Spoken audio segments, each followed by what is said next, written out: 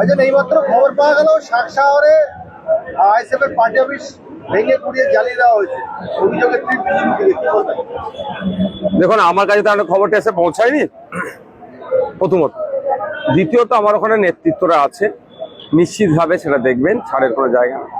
তবে ব্যাপারটা হচ্ছে, এই যে পার্টি অফিস পুরানোর কথা যেটা বলছেন বা হিংসার কথা যেটা বলছেন, খোঁজ নিলে দেখুন 4 তারিখের পরে যে তৃণমূলগুলো বাঁচার জন্য দল চেঞ্জ করেছে, জার্সি বদল করেছে, তাদের দিয়ে হয়তো হয়েছে। কারণ আমরা দেখছি তো বেশ কয়েকটা দিন ধরে রাজ্যের বিভিন্ন প্রান্তে যেভাবে অরাজকতা হিংসা ছড়াচ্ছে, বিভিন্ন প্রতিষ্ঠানে আক্রমণ থেকে শুরু করে বিভিন্ন জায়গায় আক্রমণ কারা চালাচ্ছে, বিজেপি অবশ্যই, কিন্তু তাদের নেতৃত্বে কারা আছে দেখলে দেখা যাবে সে প্রাক্তন তৃণমূলরা। আর 4 তারিখে যেটা পড়া হয়েছে, আমরা বিষয়টা দেখব, আমাদের নেতৃত্বরা দেখবে, একটাও ছাড় পাবে না। ভাবেছে কি বিজেপি ক্ষমতায় আছে বলে বিজেপির ঝান্ডাটাকে সামনে রেখে, পদ্মফুল চিহ্নটাকে সামনে রেখে যা ইচ্ছা তাই করে নেবে, এটা কোনোভাবেই মেনে নেওয়া যাবে না, আর হতেও দেবো না। আইনি লড়াই হবে, ছাড় একটা হবে না। দেখলাম আরামুল ইসলাম পদত্যাগ করলেন ফেসবুকের মাধ্যমে, তারপরে গতকাল রাতে বাড়িতে বোমা চালানো। তো এটা একটা দারুণ ঘটনা। দল ত্যাগ করে গেলেন, গাড়িতে আক্রমণ হলো, স্বাভাবিকভাবে আইএসএফ এর বিরুদ্ধে অভিযোগ উঠবে, এটা স্বাভাবিক নিয়ম। এখানে একাধিক বিষয় থাকতে পারে। তো আমি সব সময় হিংসার বিরুদ্ধে, আপনারা জানেন গতকালকে যে ঘটনা ঘটেছে তাকে কোনোভাবেই প্রশ্রয় দেবো না, কিন্তু কয়েকটা আমার প্রশ্ন থেকে যায়। কথায় আছে না, টাইমিং। এটাও তো হতে পারে যে তার পাশে এখন লোক নাই, রাতের অন্ধকারে গাড়িতে আক্রমণ করিয়ে দাও, আক্রমণ করিয়ে ভাঙড়ের মানুষের সিম্প্যাথি নিতে চাইবো, একটা কারণ। প্রথম কারণ যেটা ওনারা বলছেন যে নাকি আইএসএফ মেরেছে, একটা কারণ। দ্বিতীয় হচ্ছে নিজেরা নিজেদের গাড়িতে আক্রমণ করি আইএসএফ এর নামে দুঃসাপ পাচ্ছে। তৃতীয় হচ্ছে এখন যতই হাত মিলাক না কেন, পুরাতন একটা আঁচকাঁচ কি আছে, কে বস হবে একটু বুঝার যদি থাকে বোঝে নেন, আমি নাম বলার প্রয়োজন বোধ করছি না। যতই ভেরি রিসেন্ট হাত মিলানো না, এটা পুরাতন আঁচকাঁচ কি আছে, কে কাকে জেল খাটিয়েছে তারাও ভালো করে জানে। সেই রাগটা মেটানোর জন্য হচ্ছে কি। চতুর্থ যেটা দাঁড়াচ্ছে, শুনেছি যে কারো একজনের পরিবারের লোকজন বিএলও অফিসটাকে তার বাড়ি করে রেখেছিল, ক্ষমতার অপব্যবহার করে বিএলওর অফিস থেকে এর নামে ওর রেকর্ড কাটিয়ে দেওয়া বা ওর নামে মিথ্যা দলিল বানিয়ে দিয়ে রেকর্ড করিয়ে দিয়ে এরকম অনেক অত্যাচার করতো। আইএসএফ এর ছত্রছায়া এসেছিল, বড় একটা শক্তি ছিল, হয়তো করে উঠতে পারেনি, এখন তার রাগটা মিটাচ্ছে। সুতরাং একাধিক প্রশ্ন উঠছে। আমার ছেলেও যদি কেউ অন্যায় করে থাকে ছাড় না পায়, কারণ আমি এই ধরনের নির্দেশনা দিইনি আর দেবও না। আর এত মহান বড় নেতা হয়ে আসেনি যে তাকে চমকাতে হবে, ধমকাতে হবে। কিন্তু এটা তদন্ত সাপেক্ষ তদন্ত হওয়া দরকার, আসল রহস্যটা কি। কারণ আমরা দেখেছি ইতিপূর্বে বিজেপির এক প্রার্থী ছিলেন 2019 লোকসভা নির্বাচনের সময়, তিনি গাড়ি করে যাচ্ছিলেন, হঠাৎ তার গাড়ির কাঁচ ভেঙে গেল। গাড়ি কাঁচটা ভেঙে কোথায় গেল, বাইরে পড়লো। মানে ভিতর থেকে গাড়ির কাঁচটা ভাঙলো, বাইরে ফেললো। বাইরে থেকে কেউ যদি ইট ছুটতো, আমি এনার কথা বলছি না, এই বিষয়টা নয়, বিজেপির ওই প্রার্থীর কথা বলছি, মানে ওয়েস্ট বেঙ্গলে হয়েছে, তাহলে কাঁচটা ভেতরে যেত, মানে এই সিম্প্যাথি নেওয়ার জন্য। এক্ষেত্রে হয়নি কি, তদন্ত সাপেক্ষ তদন্ত হলেই বোঝা যাবে। আমি জানতে চাই যে আপনাদের 2026 সালের বিধানসভার প্রার্থী আরাফুল ইসলামের সঙ্গে আপনাদের কি এমন মিসআন্ডারস্ট্যান্ডিং হলো যে বিষয়টা তিক্ততায় গিয়ে জনগণ জানতে চায়। আমাদের দেখুন, পার্টির ইন্টারনাল সব কথা তো প্রকাশ্যে বলা যায় না, অনেক কিছু হয়েছে, নিশ্চিতভাবে হয়নি যদি বলি এটা ভুল হবে। আপনাদের মতোই এক সাংবাদিক কিন্তু একটা এক্সপোজ করেছে, বিচারের নাম করে কি হয়েছে না হয়েছে, ক্যানিং পূর্বের একটা ঘটনা আপনাদের মতো কোন এক সাংবাদিক পাবলিক করে দিয়েছে। এই ধরনের অনেকই অভিযোগ আছে, হয়তো অনেকে সম্মানার্থে বা অনেকে ভয়েসের এক্সপোজ করছে। মানুষ ভেবেছিল যে শওকত মোল্লা গ্রেফতার হয়েছে, ভাঙড়ে অনেকটা শান্তি ফিরবে, কিন্তু সেই শান্তি বেশি দিন স্থায়ী হলো না। আরাবুল ইসলাম সাহেব দল থেকে বেরিয়ে গিয়ে ভাঙড়ে আবার অশান্তির পরিবেশ তৈরি হয়। দেখুন, একটা কথা আমি বলবো, নতুন করে ভাঙড়ে তোলাবাজের জন্ম হতে দেব না। ভাঙড়কে যারা অশান্তি করবে তাকেও ছেড়ে কথা বলবো না। যদি আইএসএফের কোনো ছেলে অশান্তি করে তাকেও ছাড়বো না একজন বিধায়ক হিসাবে, আর অন্য কেউ যদি করে তাকেও ছাড়বো না, এটুকু মাথায় রাখবেন। ভাঙড়ের মানুষ শান্তিতে থাকতে চায়, রাজনৈতিক তোলাবাজদের হাত থেকে ভাঙড়ের মানুষ মুক্তি পেতে চায়। নতুন করে তোলাবাজি আর করতে দেবো না, অনেক হয়েছে। খড়গাছি আপনাদের অনেক কর্মী সমর্থক রয়েছে, তারা পার্সেন্টলি আমাকে বলেছে যে তৃণমূল থেকে যারা আরাবুল ইসলাম সাহেবের হাত ধরে আইএসএফে ঢুকেছে তারাই আমরা আইএসএফের জেল খেটেছি, আমরা আইএসএফের বাড়ি ছাড়া হয়েছি, তারাই এসে আমাদের উপর অত্যাচার করছেন। দেখুন, একটা কথা বলি, আমাদের তো বুথ কমিটি ছিল, একটা 15 জনের বুথ কমিটি ছিল, এখন সেটা এক্সটেন্ড করে 30 জনের অধিক হচ্ছে। আগে তো আমি খুঁজবো আমার ওই 15 জনকে, আমি অন্য কাউকে চিনবো না। আজকেও আমাদের এখানে একটা অঞ্চল লেভেলের মিটিং আছে, প্রাণগঞ্জ অঞ্চল নিয়ে মিটিং আছে, বিভিন্ন বুথকে নিয়ে। আমি বুথে বসে থাকি, সে 15টা পুরাতন ছেলেকে খুঁজবো আমি, যে বন্দুকের সামনে দাঁড়িয়ে লড়াই করেছে। খড়গাছির মানুষ অভিযোগ করছে। হ্যাঁ বলছি, সেগুলো এগুলো সব হচ্ছে তো, আপডেট হবে, চাপ নেই। কেউ ধরে ঢুকিয়ে দিলে হবে না। প্রথম আর খুঁজবো আমার ওই পুরাতন 15 জন, যে এটা ভেবেও যে এবারে যদি আমরা পরাজয় হয় আমাদের বাড়ি ঘর তো জেসিবি দিয়ে ভেঙে দেবে। 2021-এর থেকেও ভয়ঙ্কর অত্যাচার নেমে আসবে আমাদের উপরে, আমাদের খুন হতে পারে ভেবেও যারা দল করেছে 2026-এ আমাদের পাশে দাঁড়িয়েছে, সেই লিস্ট তো আমাদের কাছে আছে। সেই 15 জন প্রথম আমার জায়গা পাবে। তারপরে অনেকে লিস্টের বাইরে দল করেছিল, প্রত্যক্ষ পরোক্ষ ভাবে সহযোগিতা করেছে, তারা জায়গা পাবে। তারপরে যদি কোনো দল থেকে কেউ আসে, অন্য দল থেকে, সেই বুথের আমার 15 জনের আর যা নেতৃত্ব আছে তারা ডিসাইড করবে অমুক দলের ওই নেতাটাকে নেবো কি নেবো না। আমাদের অঞ্চলের নেতা বলে দেবে না যে রাহুল আমাদের যে বুথে কাজ করছে ওই বুথে অন্যজনকে ঢুকিয়ে দাও।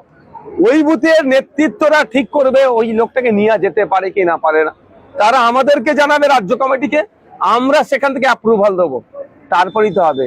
আপনি যদি মনে করেন কেউ একজন তৃণমূলের কোনো নেতার হাতে ঝান্ডা ধরিয়ে দিল, আইএসএফ এর ঝান্ডা, সে তৃণমূলে চলে আসলো, আইএসএফ এ চলে আসলো, এটা হবে না। এটা আমি ক্যামেরায় বলছি, চেয়ারম্যান হিসাবে দায়িত্ব নিয়ে বলছি। কারণ ভাঙড়ের 278 নম্বর বুথে তৃণমূলের অমুক নেতাটা অত্যাচার করেছে না গোলাপ ফুল দিয়ে সৌজন্যতা রাজনীতি করেছে, আমি যতটা জানবো তার থেকেও বেশি জানবে ওই বুথের আমার নেতৃত্বরা। সুতরাং ওই নেতা যদি আসতে চাই ভাইজানের খাত ধরে, ভাইজানেরও কাজ হচ্ছে ওই 278 নম্বর বুথের সাথে আলোচনা করা, এটা আমাদের পার্টির গাইডলাইন। তাই আপনার মাধ্যমেই আমি সাকসারের মানুষ যারা আইএসএফের খড়গাছির নেতৃত্বদের বলবো, যারা আছেন হতাশার জায়গা নাই। এই সবে 3 মাস হলো সরকার পরিবর্তন হয়েছে, এখন যারা চুরি অন্যায় করে তারা লাফালাফি করছে, তাদের একটু শান্তি থাকতে দেন। আপনি আমার সাথে 2021-এর আগে থেকে আছেন, 2024-এ আমার সাথে ছিলেন, আমাদের সাথে 2026-এ আমাদের সাথে ছিলেন, আমরা কোনোদিনই আপনাকে ভুলে যেতে পারবো না। হ্যাঁ, তবে একটা কথা, আপনি পুরাতন কর্মীর নাম দেখিয়ে যদি তোলাবাজি করেন, আপনি আমার পুরাতন কর্মী নাম দেখিয়ে যদি অনৈতিক কাজ করেন, সব থেকে প্রথম আপনাকে ছাড়বো। কারণ আপনার প্রতি সব থেকে ভরসা আমার, আপনি আমার অন্যায়, আপনি আমার সব থেকে কাছের ছেলে, আপনি অন্যায় যদি করেন আপনাকে আগে ছাড়বো, কারণ আপনার কাছ থেকে অন্যায় আমরা আশাই করি না। শওকত মোল্লার বিরুদ্ধে ইউএপিএ ধারায় মামলা রুজু করা হচ্ছে, ইউএপিএ মামলা 2টো সেকশন রুজু করা হচ্ছে। ধরুন, ব্যাপারটা সাব জুডিস ম্যাটার, আমি এই বিষয়ে বেশি মন্তব্য করতে পারবো না।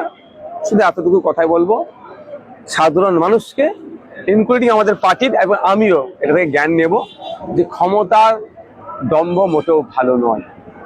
যে সরকার সাহেব ভাঙড় কলেজ মাঠে একটা ফুটবল টুর্নামেন্ট দিয়েছিল না, খেলা দিয়েছিল, ওই সময় আতশবাজি বাজানোকে কেন্দ্র করে পলিউশন হচ্ছিল বলে কলকাতা পুলিশের কর্তারা তাকে গিয়ে বারণ করছিল বলে, হ্যাঁ হয়তো বলেছে এই বাজানো বন্ধ করে নাহলে অ্যারেস্ট করে নেবো, এটা বলে অনেক সময় পুলিশের ক্ষেত্রে, অ্যারেস্ট না করলেও বলে একটু ভয় দেখাতে হয়। সেই সময় যে পুলিশকে দাবড়ে ছিল, চমকে ছিল, কান গরম করে দেবে এরম ব্যাপার ছিল, সেই পুলিশেরই আন্ডারে তাকে পুলিশ কাস্টডিতে থাকতে হচ্ছে। বাঘ ছিল বিড়াল হয়ে গেছে। আমি এতটুকুই বলবো বিষয়, ক্ষমতার অপব্যবহার করা উচিত নয়। ক্ষমতার অপব্যবহার করলে এই শওকত মোল্লাদের মতো অবস্থা হবে। ক্ষমতা পেয়েছেন, সৎ ব্যবহার করুন। ক্ষমতা চিরস্থায়ী নয়। কাল আগামীতে আপনার হাত থেকে ক্ষমতা যাবেই। আগামীতে আপনার হাত থেকে ক্ষমতা যাবেই। সারা জীবন থাকে না কারো হাতে ক্ষমতা।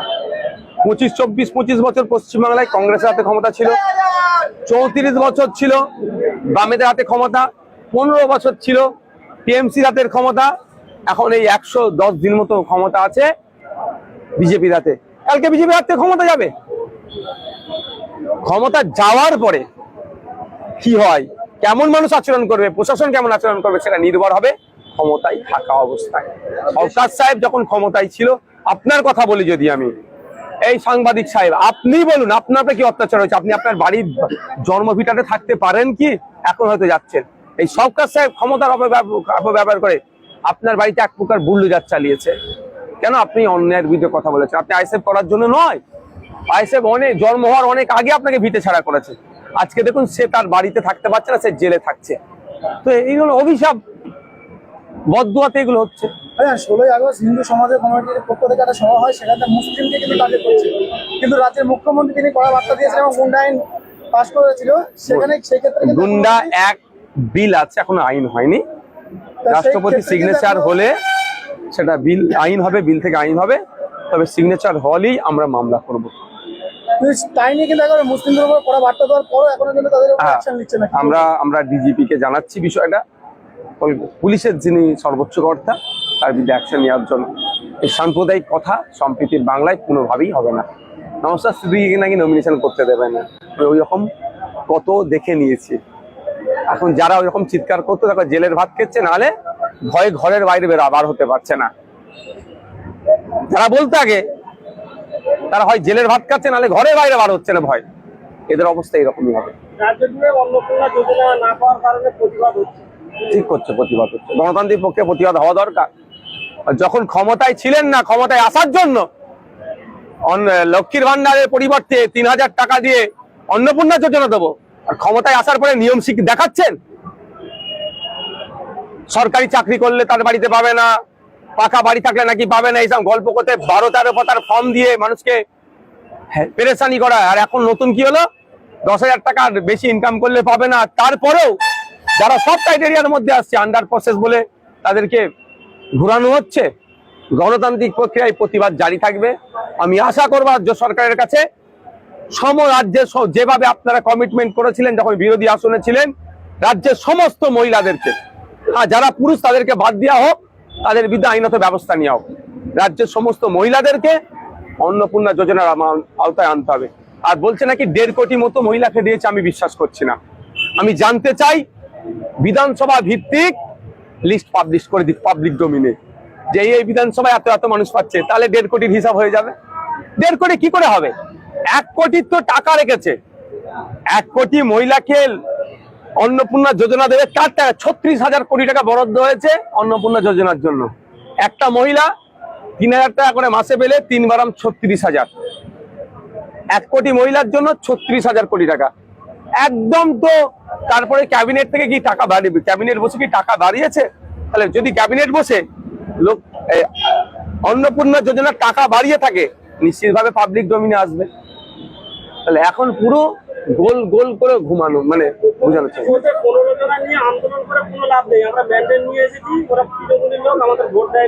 দেখুন, কে তৃণমূল, কে বিজেপি, কে আইএসএফ, সেটা বড় কথা নয়। উনি ঘোষণা করেছিলেন, তার দল প্রতিশ্রুতি দিয়েছিল বাংলার মহিলাদেরকে যে 1,500 নয়, আমরা 3,000 দেব। সেটা দিতে হবে। 15 জন। দেখুন বৃষ্টির ফুটা কত বড় হয়, থোড়া থোড়া মিলকে বহুত হতা হয়। ওই 1 ফুটা বৃষ্টি কিন্তু ভাসিয়ে দেয়, বন্যা হয়ে যায়। আজকে 15 জন যদি থাকে, কালকে এটা 1.5 কোটিতে পৌঁছাতে বেশি টাইম লাগবে না। আর প্রতিবাদ খুব ছোঁয়াচে রোগ। প্রতিবাদটা খুব ছোঁয়াচে রোগ। এই রোগ যদি একবার ধরে যায় না, বিপদ আছে। তো আমি বলবো গণতান্ত্রিক প্রক্রিয়ায় প্রতিবাদকে আমি সমর্থন করি। সরকারকে বলবো ইমিডিয়েট পঞ্চায়েত স্তর থেকে সার্ভে করে দ্রুততার সাথে মহিলাদেরকে মন্ত্রী ভান্ডার পৌঁছে দেওয়া। আর আমি খুব তাড়াতাড়ি ভাঙড় ব্লকে আসবো, বিডিও স্যারকে আমি ডেপুটেশন দেবো আমার উদ্যোগে, যে দ্রুততার সাথে ভাঙড়ের মহিলারা যারা লক্ষ্মীর ভান্ডার পেত তাদেরকে আবার এই অন্নপূর্ণা ভান্ডার দেওয়া হোক। মন্ত্রী অগ্নিমিত্রা পাল গতকাল থেকে একটা ভিডিও ভাইরাল হচ্ছে, তিনি রীতিমতো শাসানি দিচ্ছে। এটা ভোটের সময় হলে এই বাচ্চাটাকে তুলে চুমু খেত, এটা পাবলিক কবে বুঝবে? ওই বাচ্চাটাকে আর বাচ্চার মাটাকে জড়িয়ে ধরে চুমু দিয়ে ছবি তুলতো। ভোট মিটে গেছে, ভোট পেয়ে গেছে, খোঁজ নিয়ে দেখুন ওই মাটা ওই অগ্নিমিত্রা পলের মহাশয়দের কে হয়তো ভোট দিয়েছে, প্রতিদান দিচ্ছে।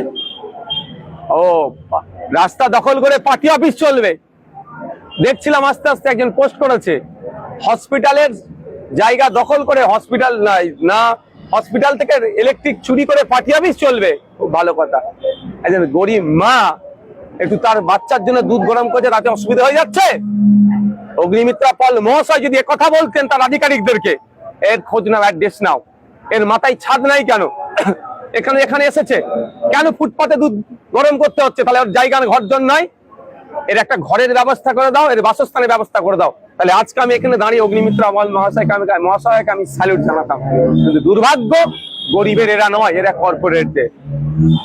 কাশীপুরে মুসলিম হওয়ার অপরাধে বেশ কিছু মানুষ অভিযোগ করছে যে তাদের পানীয় জল বন্ধ করে দেওয়া হয়েছে। ইদানিং তাদের সেই জায়গার বিধায়ক, বিজেপির বিধায়ক, তিনিও বলেছেন যে আমি মুসলিমদের হয়ে কোনো কাজ। হ্যাঁ, ভোটে জেতার পরে কথা বলেছিল, আমি কথা বলছি পানীয় জল বিষয়টা এবং বিদ্যুৎটা নাকি ছেড়ে দিয়েছে, পানীয় জল দেয়নি। তার সম্ভবত এই বিষয়টা নিয়ে কোর্টে একটা মামলাও হয়েছে, সেটা আমি দেখছি, অন্যথা ওদেরকে দিয়ে আমি রিট করাবো।